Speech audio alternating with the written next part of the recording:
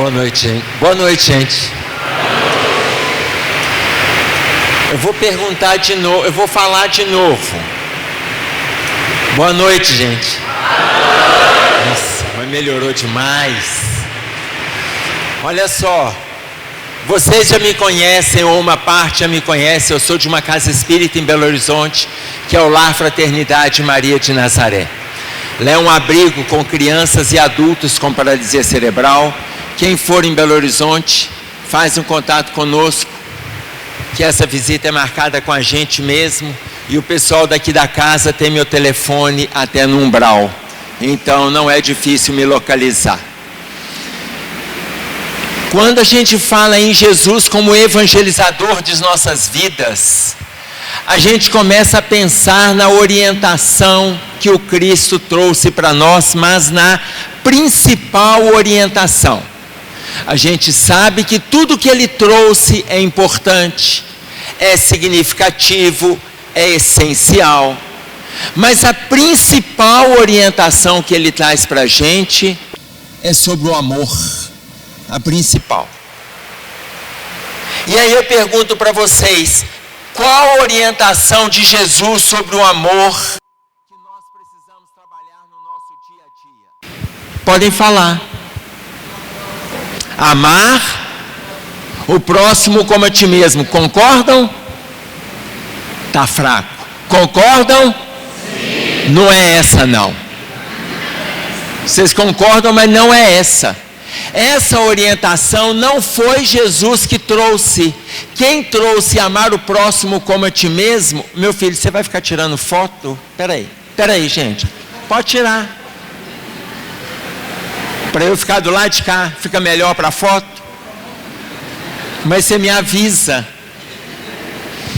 Olha só, a principal, aqui a goteira cai em cima de mim.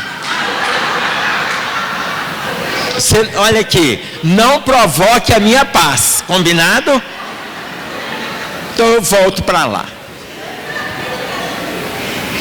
Olha, eu não preciso aparecer na imagem. Se vocês entenderem o que eu trouxe, para mim está de bom tamanho. O pessoal escuta, combinado? Vamos aos fatos. Então, quem falou para nós amar o próximo como a ti mesmo pela primeira vez foi Moisés. Não foi Jesus. Moisés colocou para nós amar o próximo como a ti mesmo lá em Levítico. Lá em Deuteronômio, em Levítico, nós vamos encontrar no capítulo 19, no versículo 18. Não atentarás contra a vida do teu próximo, mas amarás o teu próximo como a ti mesmo.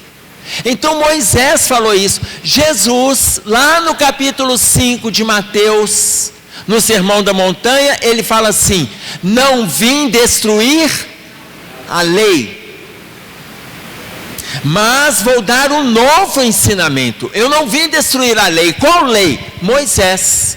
Amar o teu próximo como a ti mesmo. Mas o que Jesus trouxe para nós sobre o amor, que é algo que a gente tem que estar empreendendo na nossa vida, nas nossas relações, no nosso convívio. Amai os vossos inimigos.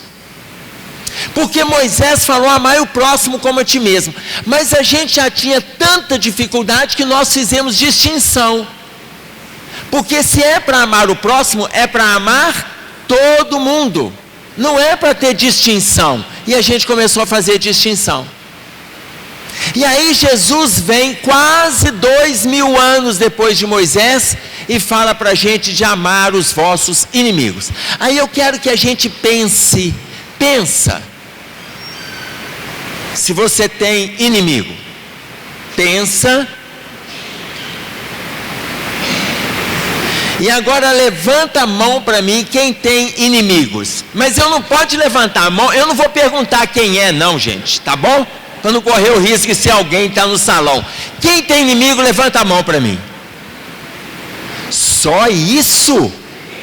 Jesus não veio para vocês. Olha, eu vou explicar para vocês quem é o inimigo. Eu sei que, pense por exemplo, pense numa pessoa que você tem confronto, não é conflito não. Diferença de ideias, de posicionamento, de postura, de metas, isso é conflito, ok.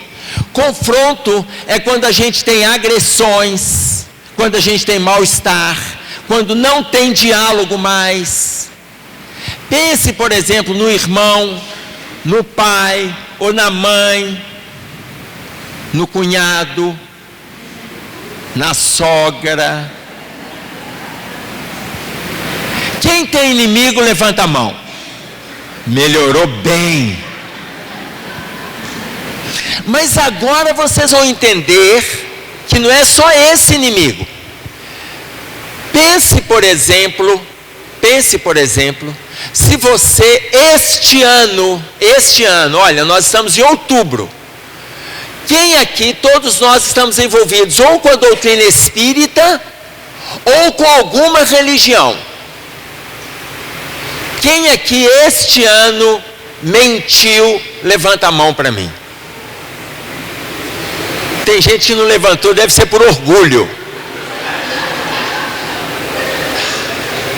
Mas a maioria levantou a mão. A gente mente. A maioria mente. Mas já que nós estamos em final de outubro, quem não mentiu, vamos pegar de outubro para cá. Quem não mentiu desde o dia 1º de outubro, levanta a mão. Todo mundo já mentiu? Tem gente que levantou a mão. Deixa eu dar um exemplozinho de mentira. O celular toca. Aí você dá uma olhada. Ih, é fulano. 4 horas depois você retorna e fala assim: só agora que eu vi sua ligação. O que é isso? Mentira. Já deu para pegar todo mundo de outubro para cá? A mentira é um inimigo. Quando Jesus coloca para nós: amai os vossos inimigos, preste atenção, não na sogra, no cunhado, no parente, no amigo do trabalho que tem confronto. Preste atenção no inimigo íntimo, este inimigo. Quem aqui, no segundo semestre, de julho para cá, gritou numa discussão com alguém? Levanta a mão para mim. Quem já gritou? Que beleza! É um inimigo. Quem aqui no segundo semestre para cá pensou mal de alguém? Levanta a mão para mim. Que beleza! Do segundo semestre para cá, quem aqui teve pensamento negativo? Levanta a mão para mim. Nossa, agora eu peguei todo mundo. Então, gente, por que nós estamos fazendo esta autoavaliação? Porque Jesus coloca para nós: amai os vossos inimigos, e a gente pensa em pessoas. Mas o nosso maior inimigo não é este ou aquele. O nosso maior inimigo está dentro de nós. E aí a gente entra em contato com terceiros que muitas vezes nos incomodam, mas a gente carrega viciações que ele também traz no relacionamento para conosco. A gente mente, mas ele também mente. A gente pensa mal, mas ele também pensa mal. A gente grita, mas o outro também grita. A gente se irrita, mas o outro também se irrita. A gente entra em sintonia com eles. Por quê? Porque o nosso estado íntimo está conturbado. Mas então, como é que eu preciso? O que eu preciso fazer? Como é que eu faço para mudar esse estado? Primeira coisa, reconheça que você tem essa dificuldade. Reconheça. No capítulo 13 do livro Reforma Íntima Sem Martírio, Inácio Ferreira coloca para nós da amizade com o homem velho. Amizade com o homem velho. Ou seja, seja amigo do seu estado íntimo. Reconheça que você tem problemas na área da mentira. Reconheça que tem problemas na área da agressividade, na área da impaciência, mas eu vou pegar o problema mais comum que todo mundo tem. Esse eu não vou nem perguntar. Na área sexual. André Luiz, no livro Sinal Verde, ele coloca para nós no capítulo Perante o Sexo. Atenção para a colocação de André Luiz. Psicologicamente, cada criatura conserva em matéria de sexo um problema diferente. André Luiz, no livro Sinal Verde, psicologicamente, cada criatura carrega em matéria de sexo um problema diferente. Ou seja, ele não eliminou ninguém. E ele coloca no campo mental, no campo emocional, no campo social, nas relações afetivas, todos nós temos problemas nessa área. Todos nós. E aquele que acha que não tem problema nenhum, basta pensar como que estão as suas faixas de sintonia no campo vibracional. E aí? Então, quando eu reconheço que eu tenho essa dificuldade, quando eu reconheço, está claro para mim os inimigos que eu trago aqui dentro. E olha, eu citei alguns, 4 ou 5 inimigos. Isso, gente, é movimento de autoavaliação. Porque para colocarmos Jesus como evangelizador da nossa vida, a gente tem que entender que é orientação todos os dias. É orientação todo o tempo. E aí sim ele é evangelizador. Por quê? Porque a gente absorve, ainda que a gente não pratique. Essa é a nossa maior dificuldade. A gente conhece, a gente escuta, a gente estuda, a gente divulga, mas a nossa dificuldade é transformar isso em ação. Tanto que Jesus coloca para nós no capítulo 7 de Mateus: entrai pela porta estreita, porque larga é a porta da perdição, e espaçoso o caminho que a ela conduz, por onde muitos entrarão. Capítulo 7, versículo 13 de Mateus: entrai pela porta estreita, porque larga é a porta da perdição, e espaçoso o caminho que a ela conduz, por onde muitos entrarão. Vejam vocês, eu citei apenas 4 ou 5 dificuldades do campo moral.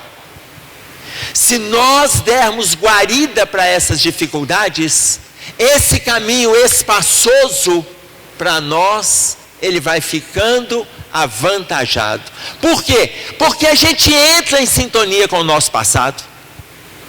E é muito mais fácil errar do que acertar.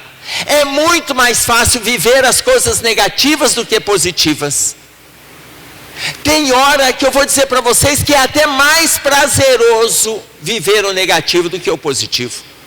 Por quê? Porque o negativo entra em ressonância com o meu estado íntimo e eu tenho séculos de dificuldades. Se eu tenho séculos, então imaginem vocês que é mais fácil seguirmos o caminho largo, entrar na porta larga da perdição. Só que nós encarnados, vocês sabem quanto tempo demora uma transição? Quanto tempo demora uma transição? Quem sabe? Pode responder alto. 200 anos. 200 anos. Nós entramos no movimento da transição por volta de 1857, com a chegada da doutrina espírita na Terra. Com a inauguração do primeiro livro da codificação, que é o Livro dos Espíritos. Então, No livro Plantão de Respostas, o Emmanuel pergunta para o Chico assim: quando é que nós devemos entrar efetivamente no mundo de regeneração?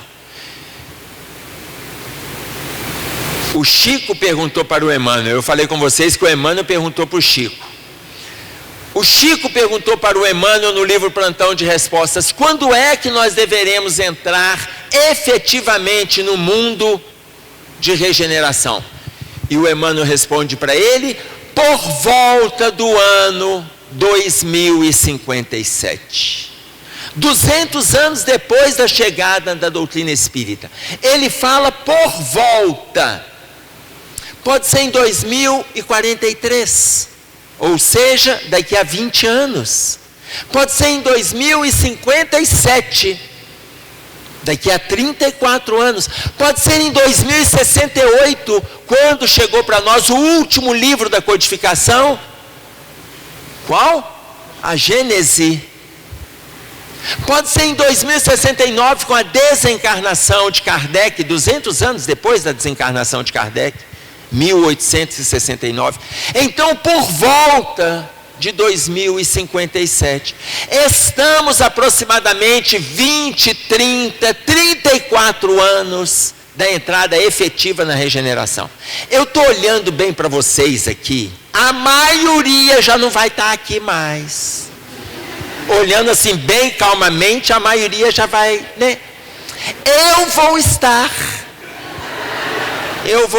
porque eu tenho uma simpatia muito grande pelo Deus Thanatos, que é o Deus da morte, e eu já passei isso para vocês, e eu já me comprometi com ele, que é para ele me deixar quieto aqui, e levar aqueles que estão assim mais ou menos à toa.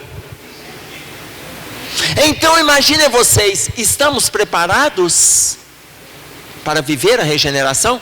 Tem gente que está me falando assim: quando eu desencarnar, eu não quero voltar para essa terra nunca mais. Ô, gente, a terra está saindo de prova e expiação para regeneração. Se a pessoa não voltar para a terra, ela vai para onde? Será que tem alguém que está achando, ela está saindo de prova e expiação para melhor, para regeneração? Será que a pessoa ainda está achando que vai sair daqui e ir para melhor ainda? Vai não, gente, eu já estou avisando para tirar a esperança. Ou a gente fica na terra, ou vai para pior. Sabe o que é pior? O mundo primitivo. Aqueles que não acompanharem o movimento de evolução do planeta, não acompanharem, desencarnam e já vai pegando a condução para o mundo inferior. Hoje, mundos que guardam sintonia com a Terra no plano primitivo estão no movimento do homem de Neandertal. Para nós, na nossa contagem de tempo, está entre 30 mil a 280 mil anos atrás.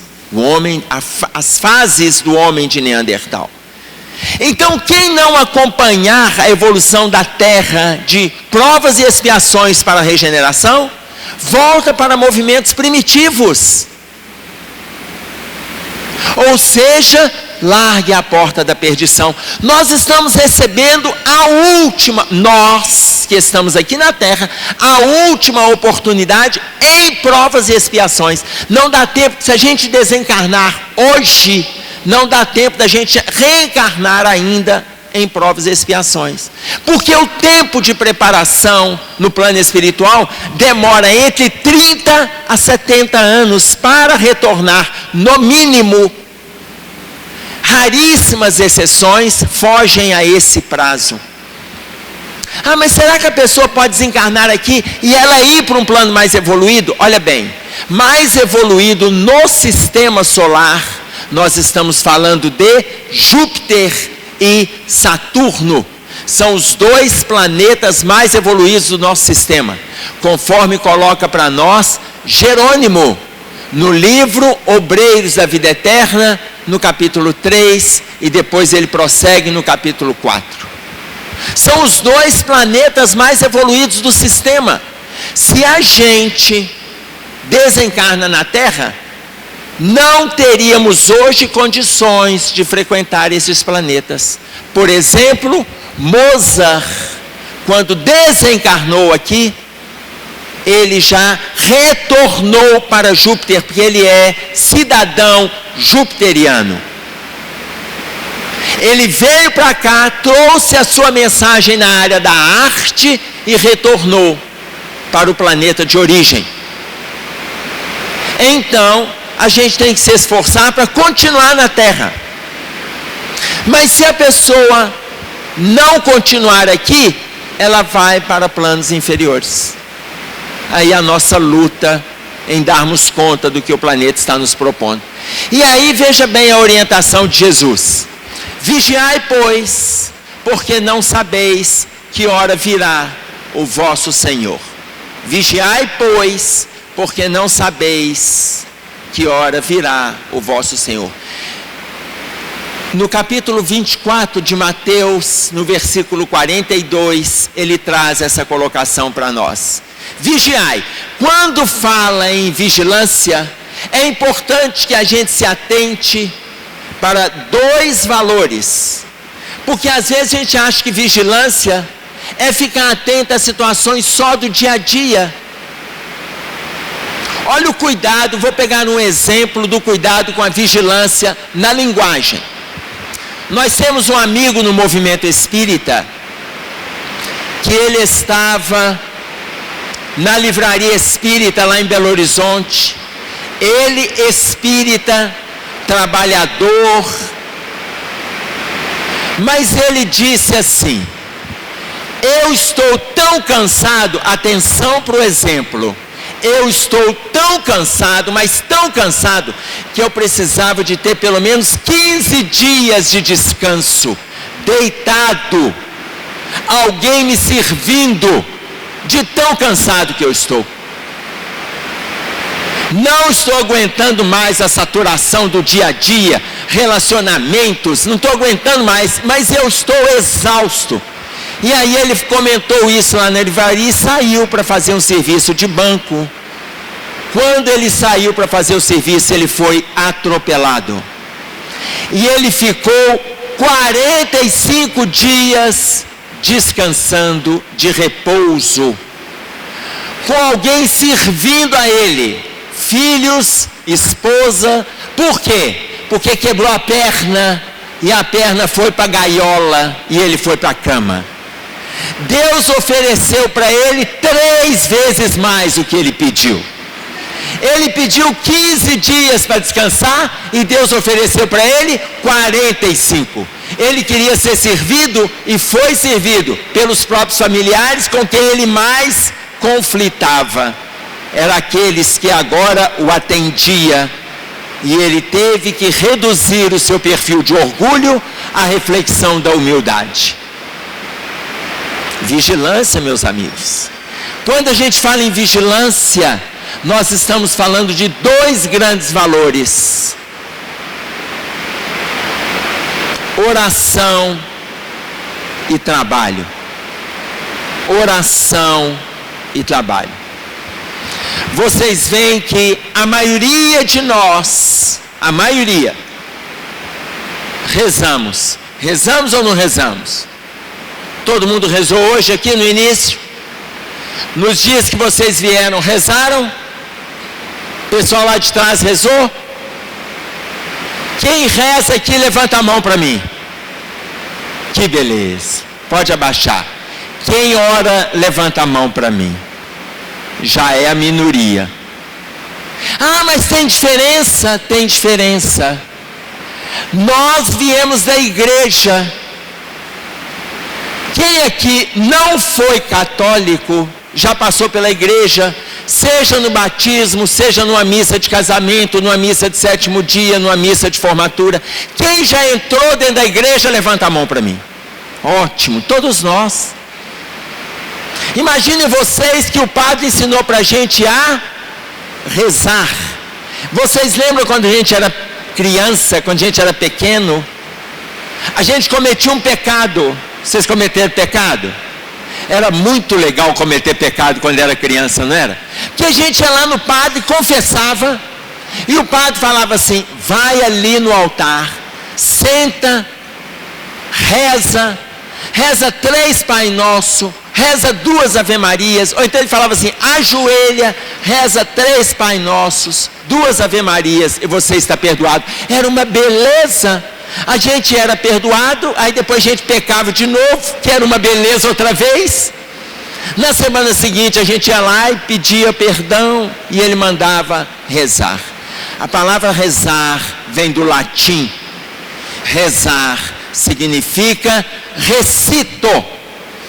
No latim, rezar é recito, rezar é repetir, rezar é decorar. E a maioria de nós, a maioria reza. Ensinaram para a gente a rezar e a gente reza. Vocês querem ver um exemplo? Quem aprendeu tabuada? Quem aprendeu tabuada? Decorando, levanta a mão. Aprendemos. A gente pergunta aos nossos filhos assim: você sabe tabuada? Ele olha para você e fala assim: tabu o quê? Ele não sabe nem o significado. Tabuada. Mas a gente aprendeu rezando, repetindo. E o desastre era quando a última aula no colégio era de matemática, que a professora falava assim: eu vou chamar pelo nome e vou perguntar uma conta de multiplicação. Quem acertar, à medida que eu chamar e acertar, pode sair. Quem errar, senta lá atrás e vai ficando por último. E aí chamava lá: Abelardo, 7 vezes 4, ele falava 28, pode ir embora. Abílio, 8 vezes 5, 40, pode ir embora. Dagoberto, 3 vezes 4, 12, pode ir embora, meu filho. Emerson, 8 vezes 7, 21, senta lá atrás. Era irritante ter aula de matemática no último horário, porque a professora cobrava se a gente tinha rezado a tabuada, se a gente tinha decorado, se tinha guardado, se tinha gravado, e a gente faz isso com a oração. Mas em momento nenhum Jesus ensinou para a gente a rezar. Momento nenhum. No capítulo 6 de Mateus, no Sermão da Montanha, ele coloca para nós assim no versículo 6: mas tu, quando orares, entra no teu aposento e fechando a tua porta, ora a teu pai que está em oculto. E orando, não useis de vãs repetições. E no versículo 9 ele diz assim: e vós orareis assim. O tempo todo ele ensina a orar. Porque a palavra orar também do latim, ela vem de oro. Oro significa oralidade. E os latinos ensinam para nós que oralidade é aquilo que vem do coração.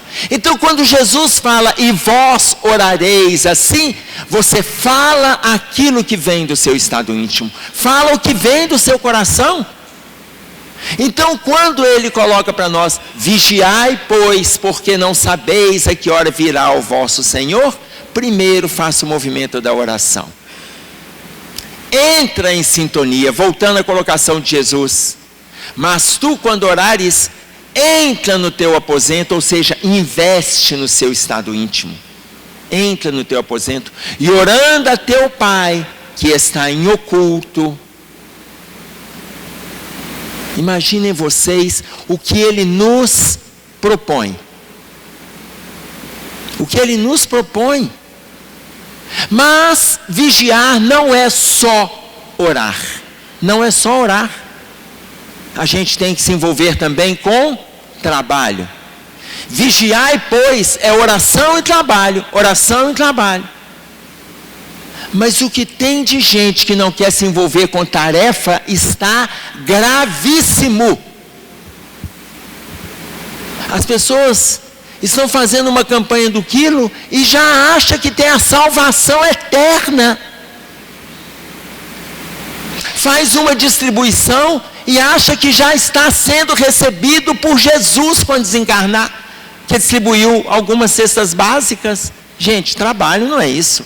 É muito mais do que isso.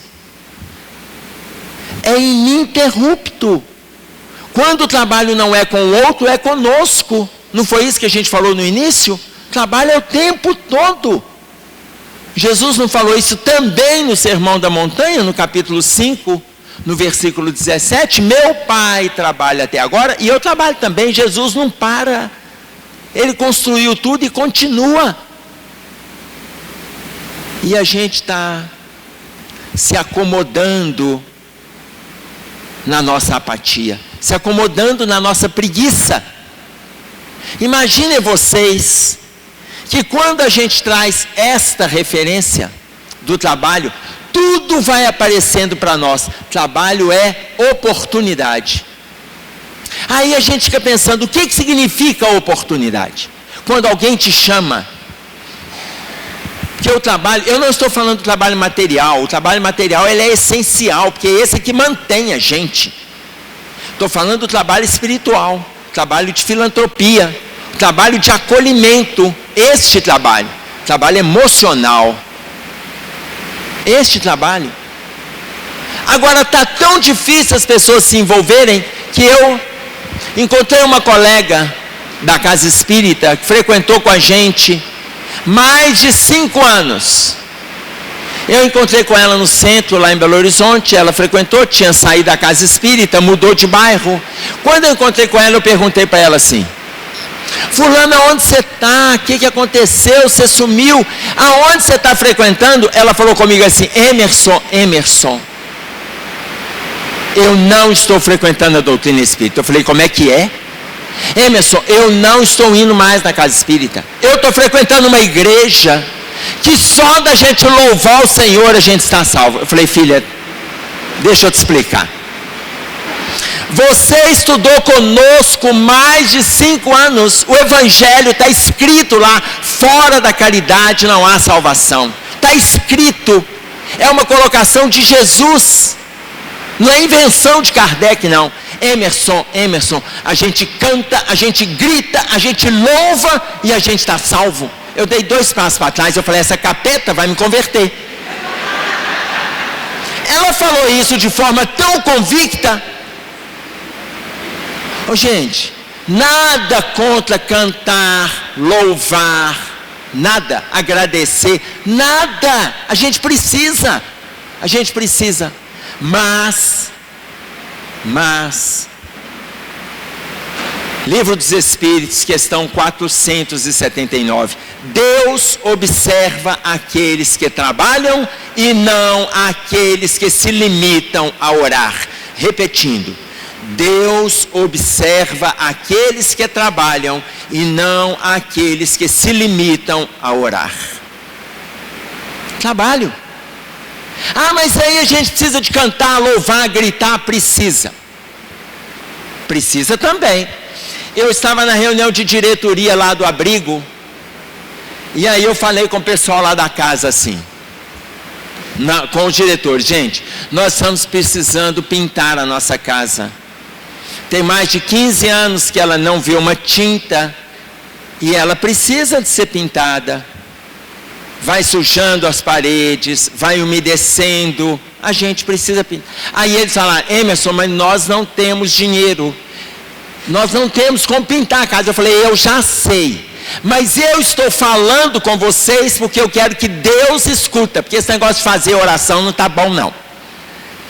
Eu estou aumentando o tom de voz porque eu aprendi com outros irmãos que quando grita, ele escuta.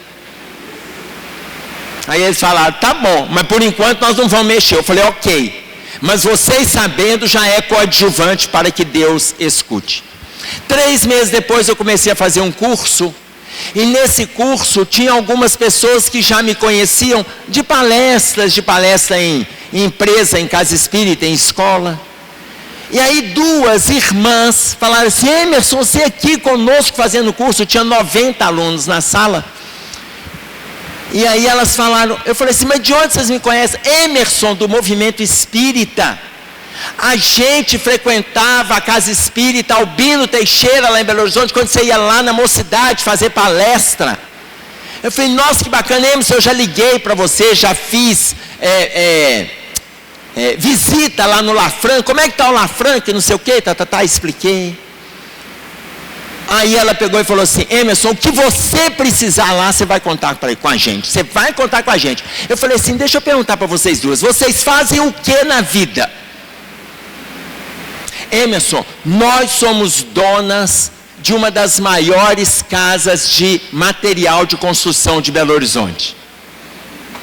Não é possível. Eu olhei para o Altíssimo e falei, Senhor, não brinca comigo. Olha quem que o senhor está me apresentando. Na hora que eu falei isso, elas começaram a rir. Emerson, por que você está falando isso? Falei, porque há 3 meses atrás, eu falei na nossa reunião de diretoria, que a gente precisa pintar o abrigo. E aí vocês aparecem na minha frente, ou vocês vão me vender essa tinta a um preço absurdamente barato, ou vocês vão me doar. Emerson, é absurdo você me pedir para vender para você, nós vamos doar todo o material de pintura que você precisar lá dentro. Gente, a nossa casa, ela é grande, e nós pintamos a casa inteira com doação do material. Então, quando é para a gente se envolver com o trabalho, mas é para falar, é para louvar, conversa com Deus, fala para Ele. Vigiai, pois, é oração e trabalho. E aí, a gente não pode perder a oportunidade. Elas apareceram na minha frente, como é que eu vou negar a oportunidade? Não vou negar não. Vou negar não. Não é oração e trabalho, que é a vigilância? Oração e trabalho. Outro exemplo, estávamos na reunião de diretoria e o pessoal fez lá, nós estamos fazendo aqui as contas para colocar a placa de energia solar. Naquela época que a reunião era virtual, eu estava lá na frente do computador e eles falando, um fez orçamento, o outro também, eu falei assim, gente, nós não temos dinheiro para colocar a placa de energia solar. Emerson, já fiz as contas aqui, um outro diretor. Nós vamos gastar entre 117 e 125 mil reais para colocar. Em 3 anos, a gente pagou com a nossa conta, pela economia que nós vamos ter.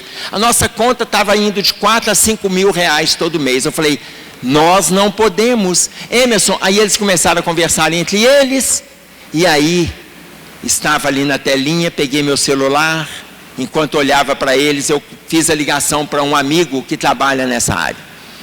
Falei com ele assim, Lucas, estamos aqui na reunião sobre placa de energia solar. Estou precisando de placas de energia solar. Domingo de manhã, gente, era 9h30, 9h40 da manhã. O que a gente faz? O que você pode me ajudar? Em 5 minutos ele falou para mim assim, manda para mim uma xerox da sua conta de luz. E o pessoal lá discutindo. Peguei, tirei uma cópia da conta, mandei para ele. Em mais 5 minutos ele mandou para mim, Emerson, pela fotografia de satélite, vocês vão gastar entre 80 a 90 placas. Essas placas vão ficar na empresa que eu trabalho, na empresa que eu tenho, essas placas vão ficar em 117 mil. O mesmo orçamento que um dos diretores chegou de mais 2 outras empresas. Mas, Emerson, não precisa preocupar, nós vamos te doar essas placas. Eu falei, meu filho, repete pausadamente essa frase.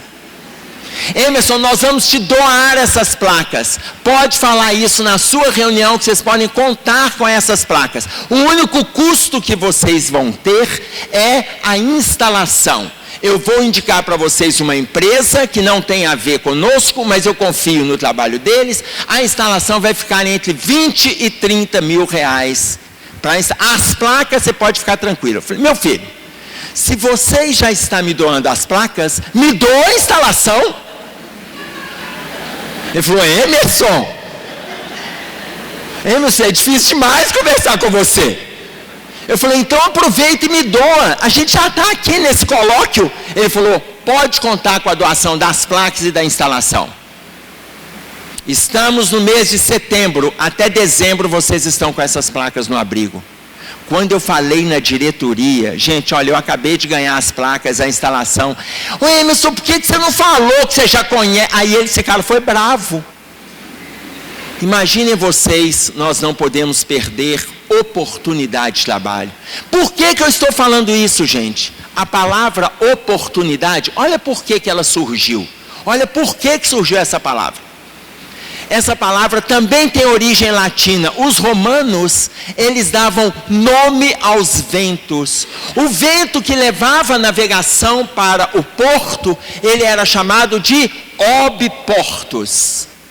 Quando os pescadores já estavam 2, 3 dias no mar e estavam voltando para casa, eles davam nome ao vento favorável. E o vento favorável se chamava obiportus.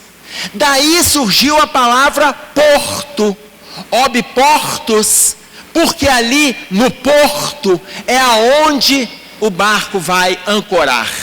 É aonde as pessoas vão desembarcar, e do porto vai abrir uma porta, a porta para o contato com os amigos.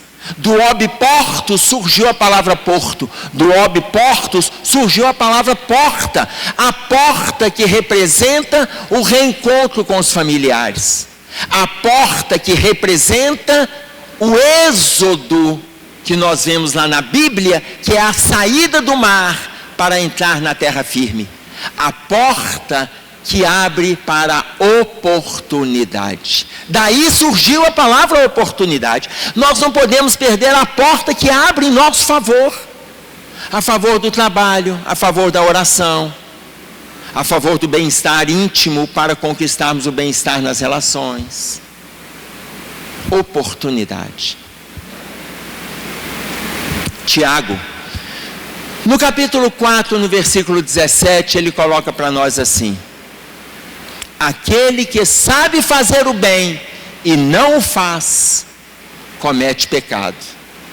Aquele que sabe fazer o bem e não o faz, comete pecado. Veja bem, todos nós sabemos fazer o bem, todos nós. A nossa dificuldade é de agir, mas todos nós sabemos. O que nos impede? Nada, tem nada que nos impede.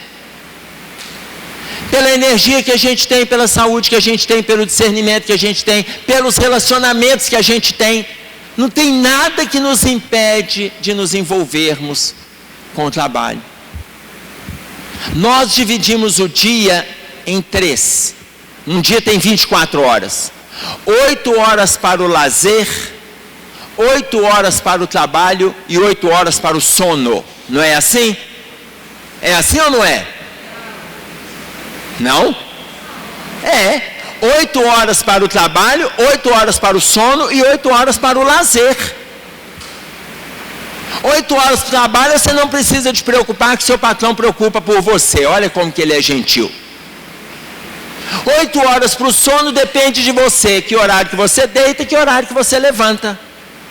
E o restante, quando você não está nem trabalhando nem dormindo, você está em lazer. Sabe aquele horário que você está naquele ônibus lotado, as pessoas pisando no seu pé, o ar-condicionado estragado, aquele cheiro de suor, sabe, aquele momento ali, você está em pleno lazer. Olha que bacana. Está dentro das 8 horas das 24 que a gente divide o dia. Sai Baba, uma das pessoas mais evoluídas que passaram pela Terra no século 20, ele coloca para nós que precisamos aprender a dividir o dia em 4.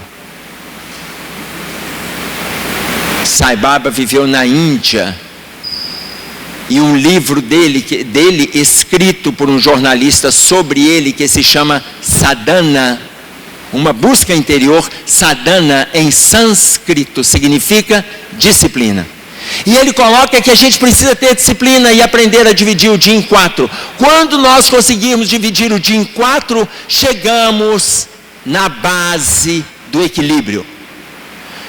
6 horas para o lazer, 6 horas para o sono, 6 horas para o trabalho e 6 horas para a caridade.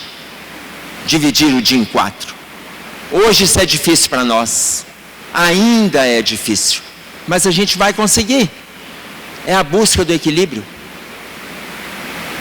Então, quando a gente se envolve no próprio trabalho e nos envolvemos com a caridade, vem Aniceto no livro Os Mensageiros, quando ele diz para nós assim: aquele que opera e coopera na seara do Cristo vai receber sempre o melhor. Isto não é promessa de amizade, é lei. Aquele que opera e coopera, ou seja, trabalha e ajuda, trabalha e auxilia, trabalha e compreende, trabalha e é receptivo, trabalha e acolhedor, trabalha e opera e coopera. Aquele que é coadjuvante na relação com o outro vai receber sempre o melhor. Isso não é promessa de amizade não, gente, isso é lei. Você faz, você recebe, não faz, não recebe.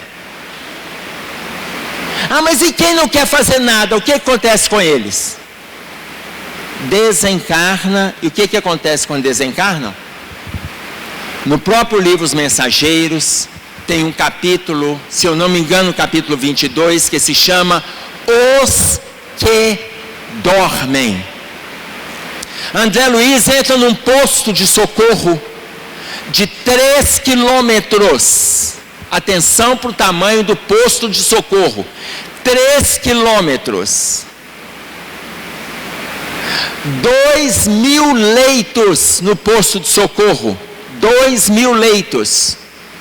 1.940 pacientes ali deitados, dormindo. Eles estão deitados, dormindo. O André Luiz, quando vê aquela nuvem de pessoas dormindo, 3 quilômetros de posto de atendimento, ele pergunta, estava ele, Aniceto e Alfredo, que é o orientador deste posto. O Aniceto é o orientador do livro, da obra. Ele chega e fala assim: mas eles estão dormindo por quê? E o Alfredo responde para ele: são aqueles que viveram na terra e não fizeram nada, e não acreditavam em nada. Acreditavam que depois da morte tudo acabava e era o sono profundo, e depois que eles desencarnaram, estão no sono profundo. Não fizeram nada, não se envolveram com nada e estão adormecidos. Aí o André fala assim: mas esse sono é um sono tranquilo? Não. É um sono extremamente perturbador. É algo pavoroso para o estado íntimo deles, porque eles não acreditavam em nada e hoje eles estão sendo agredidos pelo nada que eles acreditavam que existia. Como todos nós sabemos que o nada não existe, eles são perturbados pelo quadro íntimo devastador que eles estavam carregando. Aí o André Luiz pergunta assim, ele via de vez em quando eles mexerem, e aí o Alfredo colocou: eles estão tendo pesadelos com os estados perturbados que eles criaram. Aí o André Luiz pergunta: mas não vai chegar socorro? Vai chegar. Daí a pouco entram 80 passistas. E aí o André Luiz pergunta: esses 80 passistas vão dar passe nesses quase 2.000 doentes? Não. Cada passista só pode dar 5 passes. Ou seja, 400 espíritos que estão adormecidos, mas em breves momentos de despertar, vão receber o passe. E os outros? Os outros vão receber a água fluida apenas. E aí os 400 vão recebendo o passe. Dos 400 que recebem o passe, 2 despertam e saem correndo. Quando eles estão saindo correndo, André Luiz vai para sair correndo atrás deles. E aí Aniceto fala: para, espera, não precisa correr não. Eu falei: mas eles estão fugindo. Aí o Aniceto falou: não tem problema não.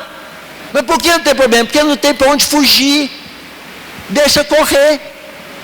Aí o André Luiz pergunta assim, mas vai correr até quando? Até cansar, porque todo mundo que cansa quando corre, para. Aí eles vão parar.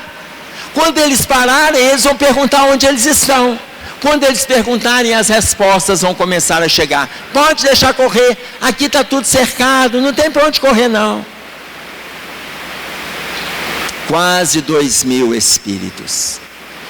Como vocês podem ver, o envolvimento nosso não pode ser apenas com a palavra, com a verbalização, com a intenção. Tem que ser com a ação. É muito comum a gente ver o estado em que a Terra está, que os países estão, que as relações estão, e a gente achar que está tudo perdido. E a espiritualidade coloca para nós que a Terra está indo muito bem. E o Brasil está melhor ainda. A gente acha de quando em vez que a espiritualidade mente. Porque quando a gente vê o que está acontecendo e eles falam que está tudo bem, e aí eles colocam está tudo bem, por quê? Todo mundo está recebendo oportunidades. Mas, infelizmente, a maioria não está aproveitando as oportunidades. Que com a duna, com a fala de Jesus, a maior parte passará pela porta da perdição. A menor parte passará pela porta estreita. É a fala de Jesus já no versículo 14 deste capítulo 7. Infelizmente. Então a gente tem que saber aproveitar. Não adianta a gente se desesperar com as coisas lá fora, se a gente não está dando conta aqui. A gente está inferindo sobre a guerra. A gente está dando opiniões sobre o que está acontecendo na faixa de Gaza, sobre a Ucrânia. Vocês sabem enquanto nós estamos aqui, vocês sabem quantas guerras estão acontecendo hoje no planeta, enquanto nós estamos aqui em reunião? Quantas guerras? Nós estamos com 25 pontos de guerra no planeta. A gente só escuta falar de 2. Só a guerra em Israel e a guerra na Ucrânia. A gente só escuta falar de 2. Tem mais 23 que não foram trazidas. Mas para além dessas guerras, e o nosso estado íntimo, e o nosso núcleo familiar, e os conflitos que a gente está tendo lá dentro, a gente está querendo dar alternativa para os governantes lá fora, sendo que a gente não está dando conta de governar a nossa casa, e não estamos dando conta de governar o nosso estado íntimo, e a gente está cheio de ideias mirabolantes do que deve acontecer lá fora. A gente não está dando conta. Ou seja, quando Cristo coloca vigiai, pois, e o envolvimento é com oração e com trabalho, olha, vamos cuidar do nosso núcleo. Uma colega chegou para conversar comigo lá no consultório, falou assim, Emerson, você viu o que aconteceu quando aquela igreja de Notre Dame foi incendiada, se eu não me engano, primeiro semestre de 2019, ou primeiro semestre de 2017, depois vocês vão pesquisar. Quando aquela igreja foi queimada, ela entrou e falando assim, Emerson, você viu o que aconteceu? Você viu o que aconteceu? Eu falei, não vi. O que aconteceu? E ela apavorada, Emerson, está queimando a igreja de Notre Dame. Emerson, imagina que absurdo. Como é que deixam, isso é um exercício de irresponsabilidade, como é que deixa isso acontecer? Eu falei assim, aqui, por que te incomoda desta forma? Emerson, ali é o berço da nossa história, aonde já se viu deixar aquele ali. Emerson, eu fui na Europa, eu fui na França, eu entrei naquela igreja, aquilo é uma suntuosidade, como que eles deixam isso aí, irresponsabilidade? Emerson, isso não te incomoda? Eu olhei para ela e falei, incomoda. Emerson, mas eu estou aqui, emocionada, eu não estou aceitando o que está acontecendo lá dentro, e eu falo com você e você assim. nessa passividade. Eu falei, mas é porque eu estou incomodado. Ô Emerson, por que você não está nem aí? Não, peraí. Deixa eu te falar uma coisa. A igreja de Notre Dame, eu sei que é o berço da história. Ela demorou quase 200 anos para ser construída entre 1150 e 1320. Foram quase 200 anos de construção. Eu sei que nós temos ali na história 800 anos de trabalho dos operários daquela época. Eu sei. Mas para além da igreja de Notre Dame, nós estamos hoje no mundo com aproximadamente 3 bilhões e 400 milhões de pessoas abaixo da linha da pobreza. Nós estamos com a média de 2 bilhões de pessoas sem água potável. Nós estamos com aproximadamente 800 mil pessoas saindo da vida pela porta do suicídio por ano no mundo. No Brasil é um suicídio a cada 40 minutos. No mundo, um suicídio a cada 40 segundos. Nós estamos com a guerra na Síria, que já mataram mais de 500 mil pessoas, civis e militares, e não sabem nem por que estão morrendo. A igreja de Notre Dame vai ser construída, porque os milionários e bilionários franceses vão fazer a doação para a prefeitura de Paris. E eles vão reconstruir aquilo ali. E vai continuar a fome, e vão continuar os suicídios, e vai continuar o povo sem saneamento básico, sem água potável. Vai continuar. Mas veja, a gente não tem condições de fazer lá. Mas o que a gente pode fazer aqui, no nosso entorno? O que a gente faz na nossa família, no nosso trabalho, na via pública que nos assessora, com as pessoas que a gente encontra? O que a gente pode fazer? Se Jesus é o evangelizador de nossas vidas, o que está faltando para a gente colocar em prática? Então, eu quero que vocês façam uma reflexão, para a gente fechar. Qual foi a última frase que Jesus trouxe para nós quando Ele esteve conosco aqui na terra? Qual foi a última fala de Jesus? Quem lembra? Pode falar alto. Qual foi a última frase? Senhor, quem falou? Qual foi a última frase? Vocês não estudaram nada sobre Jesus, não? Peraí, vocês conhecem o cara? Qual foi a última fala de Jesus aqui na terra? Perdoai porque não sabem o que fazem. Concordam? Não é essa a colocação. Jesus falou na cruz: perdoai porque não sabem o que fazem. Jesus fala na cruz com Deus: em tuas mãos entrego o meu espírito. Depois disso, ele vai para o sepulcro. Depois que ele sai do sepulcro, ele vai visitar as zonas mais profundas de sofrimento, na qual estava inserido Judas. Embora algumas pessoas dizem que ele foi resgatar Judas, ele não foi resgatar Judas. Ele foi levar um conforto para Judas, conforme coloca para nós Maria Dolores, explicando que ele não tinha como tirar Judas do sofrimento, porque Judas estava debaixo de uma lei. Judas se suicida pelo movimento de culpa, então Jesus não poderia chegar lá e tirar Judas. Depois disso, Jesus leva o conforto, volta, encontra com Maria e fala com ela: avisa aos meus irmãos que esta noite mesmo estarei reunido com eles. Ele se reúne com os discípulos, conversa com eles, orienta. E a última fala de Jesus, que está no último capítulo de Mateus, no último versículo, no capítulo 28, no versículo 20: eis que estarei convosco até a consumação dos séculos. Ele não é o evangelizador de nossas vidas apenas no dia a dia. Ele é aquele evangelizador que nos acompanha há séculos e nos acompanhará por milênios, até a consumação dos séculos. É a maior mensagem de esperança que a gente podia receber.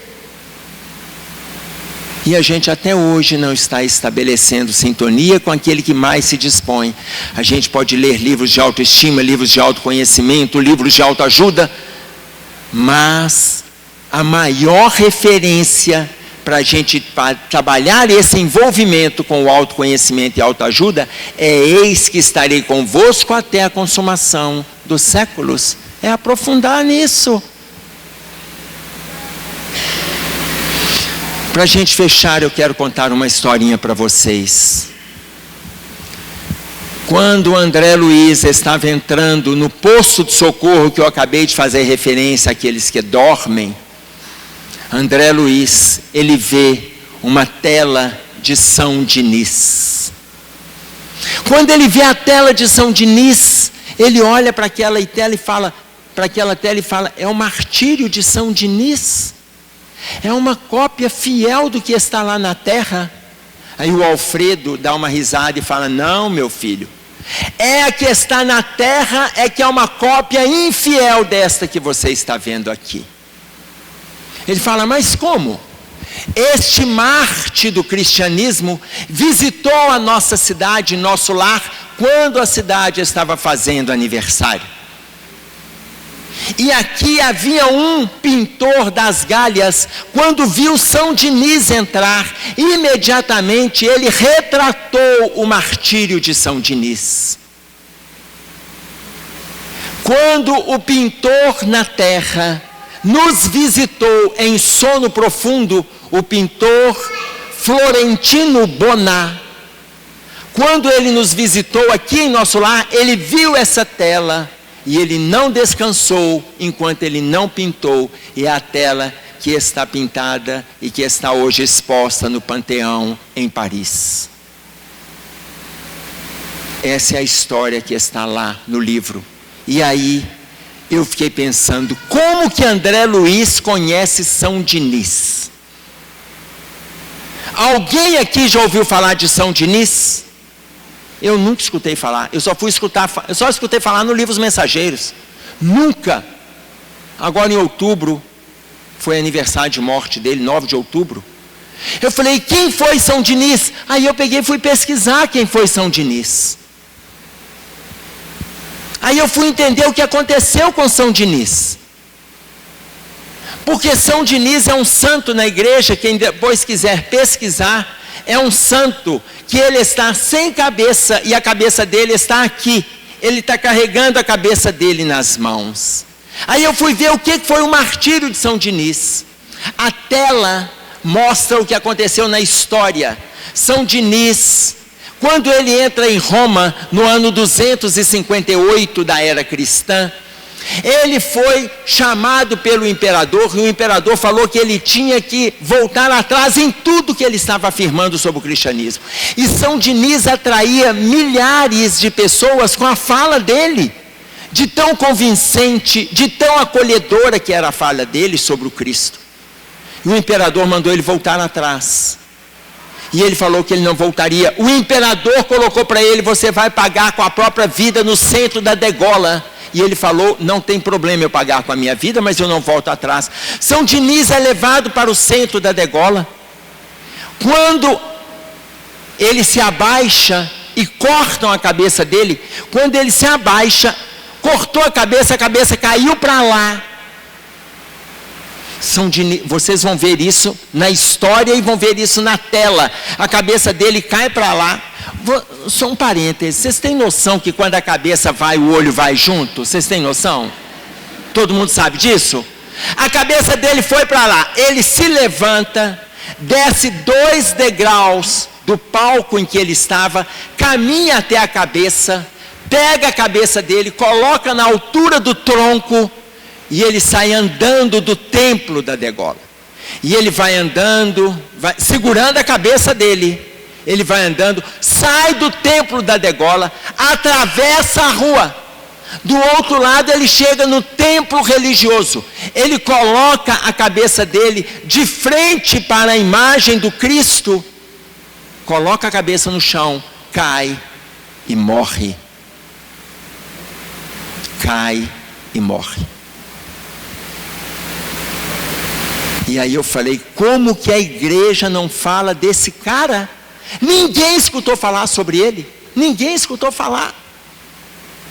E aí eu conversei com uma pessoa, pedagoga, mestre em educação, em teologia, e ela me falou assim, Emerson, você é espírita e eu também sou. E isso é um fenômeno que nem a igreja explica. Nem para a gente usar a palavra milagre, a gente não pode usar. Então a gente não conta. Aí eu conversei com um padre, um amigo, que hoje, quando ele veio de São Paulo, ele hoje está naquele santuário lá de São Paulo. Gente, qual é o nome daquele santuário de São Paulo lá, pelo amor de Deus? Não, tem nada de Sé, não. Aparecida. Oh, misericórdia. Ele está lá em Aparecida. Quando ele veio de Aparecida, eu chamei para a gente conversar. Eu falei, por que a igreja não fala de São Diniz? E ele me respondeu, ele não conhece doutrina espírita. Emerson, a gente não tem como falar de São Diniz, porque é inexplicável o fenômeno, aonde ele sai do palco, pega a cabeça, coloca na altura do tronco, a cabeça olhando para frente, os olhos ali olhando para frente, caminha até a igreja, coloca no chão, cai e morre. É inexplicável, porque cortada a cabeça, cortou todas as ligações com o corpo, cortou o comando. É inexplicável. Mas a fé de São Diniz é tão indescritível, ele estava tão envolvido com o trabalho, que já não era o corpo que comandava, mas o espírito. E aí a gente entende pela doutrina espírita. Quando a gente fala, vigiai e orai, porque não sabeis a que hora virá o vosso Senhor, é a gente aproveitar o que está chegando para nós. Nós temos instrumentos para isso. Não nos ocupemos com as questões que estão acontecendo lá fora. Atentemo-nos para os conflitos íntimos e façamos da nossa jornada um caminho de fé. Façamos da nossa jornada um envolvimento com os encarnados, onde a gente tem algo para oferecer e tem algo para receber. Façamos do nosso movimento reencarnatório uma bandeira de luz, porque não basta a gente se envolver com a teoria crística, é importante que a gente transforme essa teoria em ação. Eu vou agradecer a paciência de vocês, tomara que tenha valido as nossas reflexões desta noite. Até breve, se Deus quiser.